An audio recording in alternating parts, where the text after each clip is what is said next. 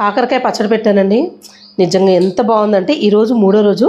అంటే ఫస్ట్ రోజు పెట్టిన రోజు కాకుండా మధ్యలో ఒక రోజు వదిలేసి మూడో రోజు కలుపుకోవాలన్నమాట. అప్పుడే మనకి అన్నీ కరెక్ట్గా సరిపోయినాయా లేదా తెలుస్తుంది. ఎంత ఎక్స్పీరియన్స్ ఉన్న వాళ్ళకైనా కూడానండి. అసలు టేస్ట్ మాత్రం కాకరకాయ అయితే అదిరిపోయింది.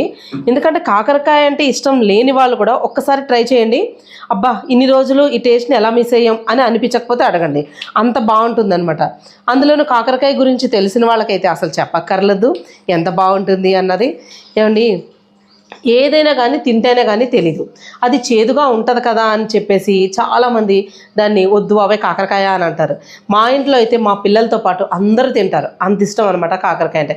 ఫస్ట్లో మా ఇంట్లో కూడా కాకరకాయ అంటే చేదు అని చెప్పి పెట్టేవారు. ఎందుకంటే నేను కూడా కాకరకాయ అంటే మా అమ్మమ్మ అన్నప్పుడల్లా ఊరికే అసలు ఏం కాకరకాయ నువ్వు చంపుకు తినేస్తున్నావు, ఎప్పుడు చూసినా కాకరకాయ అంటావు అనే నేను కాకరకాయ అంటే ఎంతో ఇష్టంగా తింటున్నాను అనమాట. అంటే దాని టేస్ట్ తెలిస్తే అలా ఉంటుంది.